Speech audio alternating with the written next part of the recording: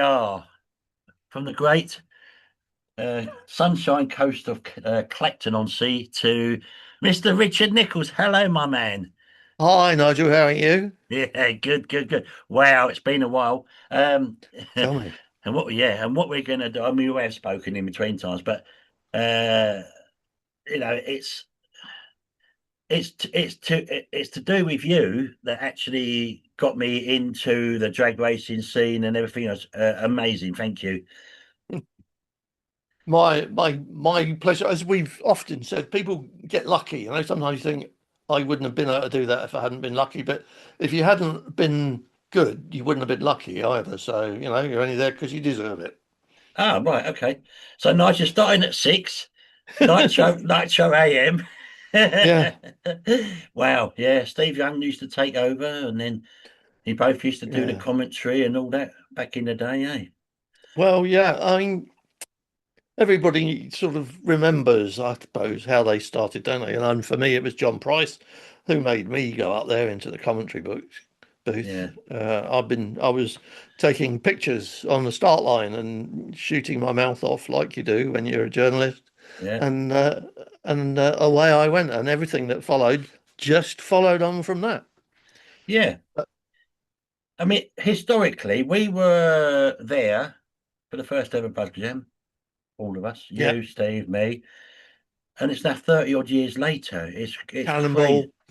We were there Cannonball, for the yeah, first Cannonball. I mean, first yeah, lots and lots and lots of first things. But I'll tell you what, I was thinking about this, like when I was putting on my makeup earlier and thinking about what we were going to chat about, yeah, I thought to myself, I've done a lot of things and I've enjoyed all of them. mm, And because of drag racing, I've been able to do those things. I really think that if it hadn't been for drag racing, none of it would have happened. So great, but I've been in top line motorsport, yeah, professional motorsport. People go, it's their job for most of them, it really is a job. And when you go back or if you go again or whatever, it's different people. They move on, they get another job, they get promoted. You go back to Santa Pod, it's the same people.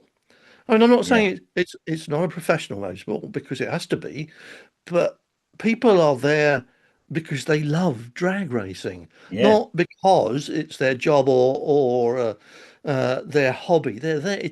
It's love. It isn't a hobby, is it? It's much more than that. And you see the same people. You, Jules, you go there. Steve Young would be there if he could. Daryl's yeah, been going since he was a baby. yeah, Still is one, really, isn't he? Because he's only like yay big. But yeah. Yeah, but lives in Lilliput. lives in Bexhill, actually, which is almost the same. Yeah, But yeah, yeah, you know what I mean? People are doing this because they love it. And you go there and you see the same people and they've got the same smile on their face and that same look like I've come home. It doesn't matter how long you're away. mm, When the minute you get back there, you've come home, haven't you? Drag yeah, racing is such a different kind of motorsport in this country anyway. And yeah. I don't know how you would explain that to anyone who didn't go and try it. No, I mean you've got the likes of Dave Gibbons, who I've just done, and that's coming out, I think, I did tonight. I it think. once, but I didn't really enjoy No, easy, Tiger. Now, but he said he remembers. Obviously, I remember you guys at Link House and all that. But he said it. you hung out the window. I said, "Sorry, mate, can't park there." And that's in his podcast, and back in Is the day it? with you guys, because you were, I think it was it motors you did, and also custom car there, wasn't it? Well, they did. Link House did something like 75 magazines from that building. Hard Yeah, to believe, when those were in the days when magazines were the only way of getting their stuff, weren't they? And so we had Superbike, yeah, who did a fair amount of drag racing with Mike Scott and Steve Brennan and what have you. But it was. Oh, what can you say about that period of time when it was just so much fun? I used to go there and think, I can't believe I'm going to get paid for this. Every day it was just more and more fun. And yes, not just leaning out of the windows, chucking stuff out. My interview for Custom Car Magazine was in Van Dam's bar in Croydon. Do you remember that? absolutely. Yes, yes, It's yes, yes, yeah. For those of you who don't know, it was. a lunchtime strip club, Yes. and and I got the job because of the three of us who went there, I was the only one with any cigarettes. So Ah, and they also, couldn't turn me down, could they? and the odd Couldn't. £5 notes to hand over. No, well, no, none of that. Just, I mean, the bloke before me, the journalist I was replacing, got his job because he came there in the summer and he was working at the time as an ice cream man. He came in his van and gave everybody free ice cream. Right. So of course they had to employ him, didn't they? Had Yeah. to. But it was, I mean, all right, we're glossing over it, but it was just so. Um, my predecessor, Colin Gam, who was editor before me, said it best. He said it was applied irresponsibility. Yes. Uh, and that was a very good description of it. You can't do that now. You can't apply any kind of irresponsibility. You can't think irresponsibly, never mind speak irresponsibly or make a joke or nothing. You can't No. put a foot wrong anywhere at any time. And in those days, you were allowed to, and it was fun and people enjoyed it. And even people who weren't directly involved saw it Yeah. for what it was and wanted to be part of it. And that was the secret, wasn't it? That's the same with Dragger. You look at it and you think, I want to do that. Yeah. What about the time on the when you got pulled over by the police? Oh, which time was that?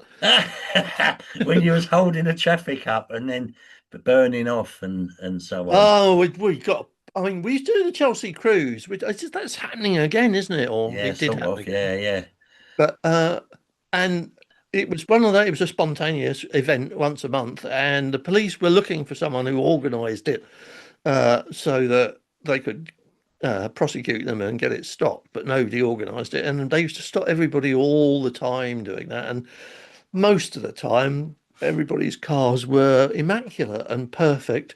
The only I went to a I went to a Corvette club thing, or rather, I went to I don't know, the Nationals or something with the Corvette club, and there was about 10 of us met at Scratchwood services on the M1. And it was early in the year, so we'd all got the cars out of the garage, buffed them off, and what have you, and then poodled up to Scratchwood. And there's a policeman pulled in, and we all like you do. And he was walking down this line of cars, laughing his head off. I said, "What's so funny, officer?" And he said, "I've never seen so many untaxed cars in one place before. Off you go." And you can do that now. I mean, you can't have an untaxed car anymore. But he just thought it was funny that all these lovely cars, all their tax was in the post, Yes, which was remember absolutely. that? Yes, yeah, Yeah, yeah, yeah, yeah. indeed. So anyway, let's talk about yourself then. So you wrote books on like the CB radio. Oh, yeah, yeah, yeah. Yeah, I mean that's to me nowadays. I always think soddy Nanook, but that was good at the time, wasn't it? Do you know what I I, mean? And you know, yeah, I know what you're saying about Anorak. The first, I mean, I did two books. One was very funny and sold lots, and one was very serious and sold about three copies. mhm. And but CB at the time was again, it was that applied heresy. You weren't allowed to do it, were you? So It it was was fun. illegal, and It then was illegal, yeah, yeah. yeah, AM, And Linkhouse again very cleverly saw the market and let us produce a magazine called Breaker, which was the first fully legal magazine ever published about an illegal subject. But we ran a campaign at the House of Commons to get it legalized, and as soon as it was legal, we all lost interest, basically. and then you did the Radio Luxembourg book as well. You met a lot of people Luxembourg, doing that, yeah. didn't you? Oh, Nigel, I've been so privileged, haven't I? Because you think about the people that I met doing that, but who didn't work for Radio Luxembourg in Yeah, that 50 years? yeah. And if they were alive, I went and spoke to them, and I mean, it doesn't mean anything to anybody. Perhaps some of them, Pearl Carr and Teddy Johnson, who were like superstars of their day and had their show, and Pete Murray and Tony Prince, Yeah, the just so royal ruler. many. Yeah, and I mean, all of those people, they were really, really marvelous. And you remember Stuart Henry? Yeah, Yeah, yes. he found, we all thought he was drunk, but it turned out he had MS, and he found out while he was working for Luxembourg. And while I was over there, I missed him. He was off somewhere doing gigs or whatever. And I went out on one night with the Radio Luxembourg drinking team and beat them single-handed. And when they Yeah. took me back to the airport, they said, "You've got to come back and do that again." Yeah. So, and that was the book. I went to the publishers and said, "We could do this book." And they went, "Yes, okay." And then I had to go and spend 2 weeks there. Oh, And I met nuisance. Stuart. And after I got to the hotel, Stuart rang me in the hotel room and he said, "Look, Richard, I'm sorry I missed you when you were here before. I understand that it's my loss, and we need to go out together. Would you come to dinner with me and my wife?" And I said, "Of course." Yeah. So they picked me up from the hotel. Stuart was in the car, and of course, when we got to the restaurant, uh, Ollie had to help him out of the car. We had to get the wheelchair out of the boot and all the rest of it, and then get it up the steps and into the restaurant. And you think, you don't know, do you, how you're going to deal with somebody in that state. You don't know how sensitive they are. You don't know how raw things might be at that particular time in their life or whatever. And I was quite uh, apprehensive about how to deal with it. And as we sat down at the table, Stuart wheeled himself up, locked the wheelchair in place, said, "Right, let's get legless." Fair enough. You already Job are. done. Yeah, Yeah. job done. And after that, we were the people in the restaurant at 4 o'clock in the morning. The waiters all got their hats and coats on in the corner, wanting to go home. They knew who he was. He's Luxembourg royalty. They weren't going to chuck us out. And we were there till 4 or 5 o'clock. I don't know. It was daylight when we were leaving. Dear Yeah. boy, he was.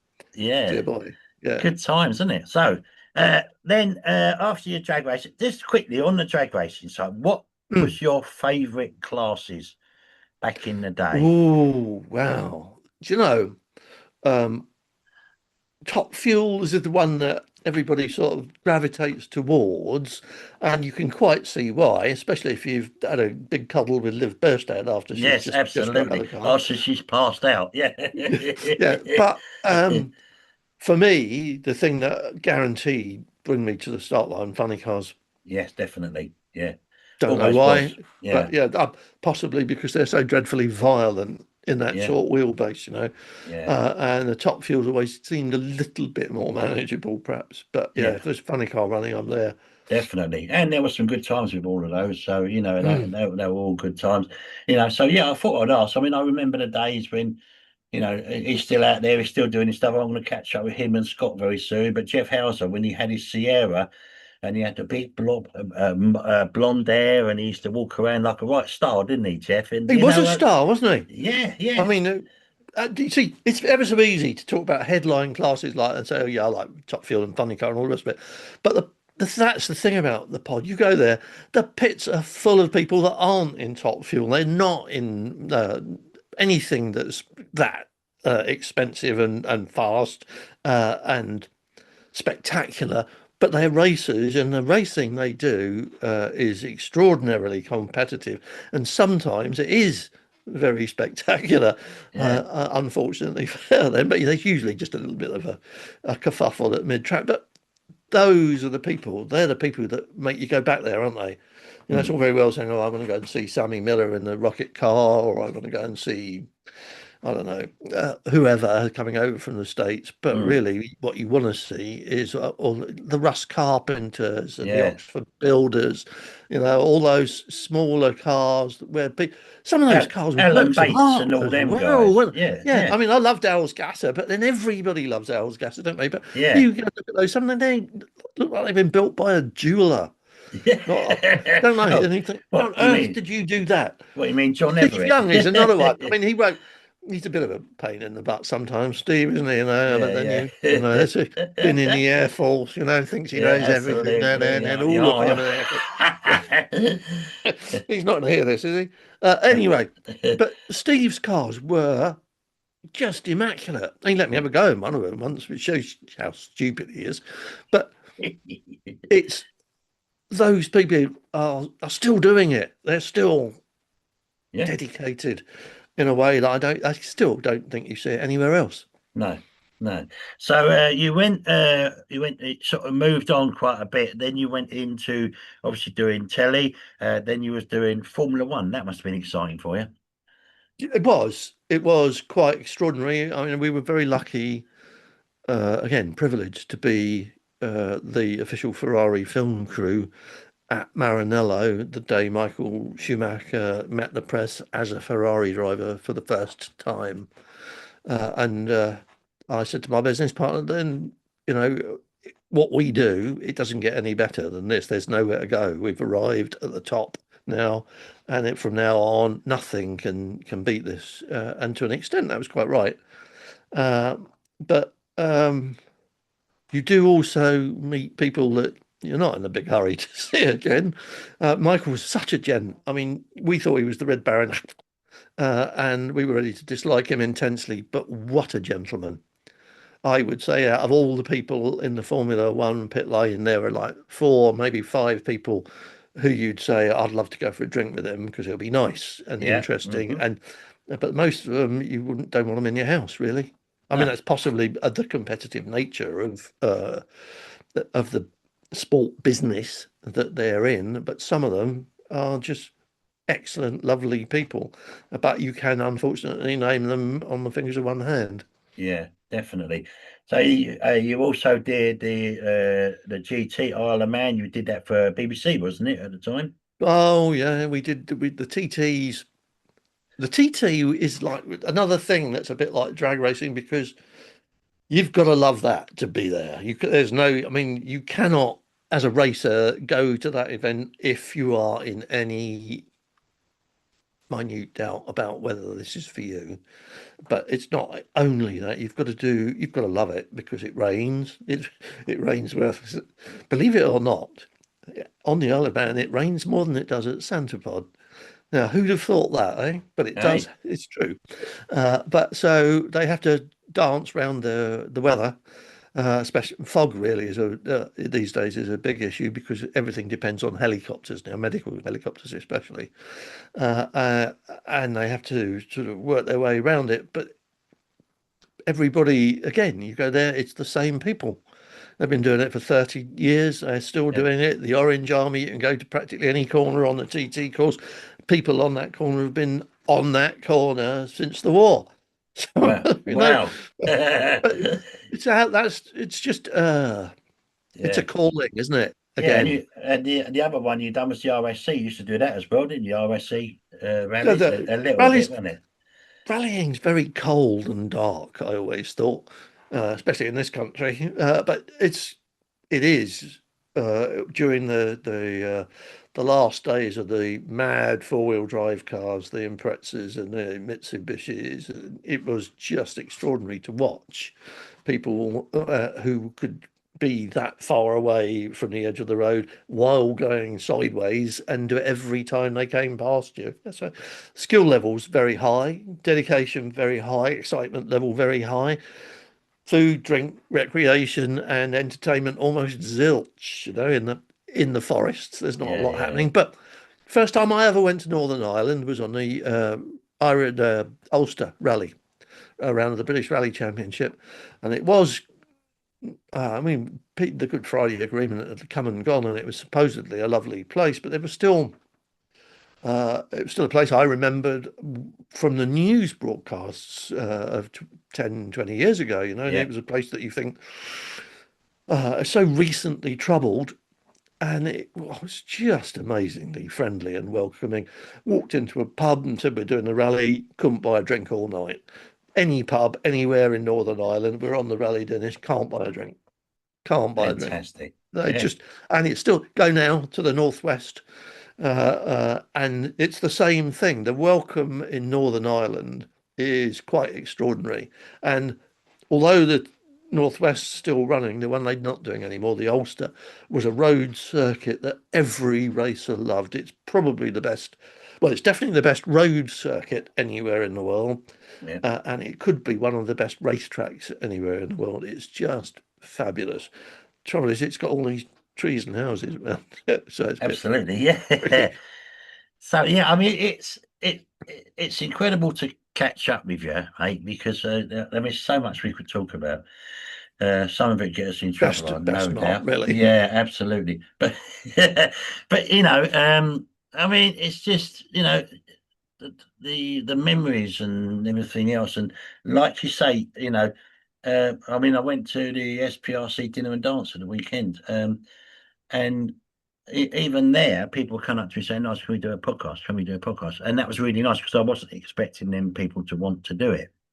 You know what I mean? So it's really, really nice. And, and obviously all the teams, as you said, right at the start. So I haven't done that many junior dragsters, but all the way through Pro ET, Mm, Sportsman, all the way through Supercom, can't yeah. do Pro Mod at the minute and all that. But, all of those people, Andy Robinson, I can talk to with his boy and building the cars. And then people like, you know, um, all of those people that do their stuff, John Webster and all of those people, they do pro mod and everything else. But at the end of the day, these people all want to do it, and I'm so lucky that they want to do this. And as you say, when I went back up the pub, which took me a while before I went back up there, uh, welcome straight away.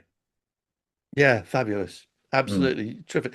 And you see, the thing is, Nigel, they they see you and they see a bloke who loves what he's doing, loves the sport he's involved with, and loves all the people around it. That's why they want to be on your podcasts.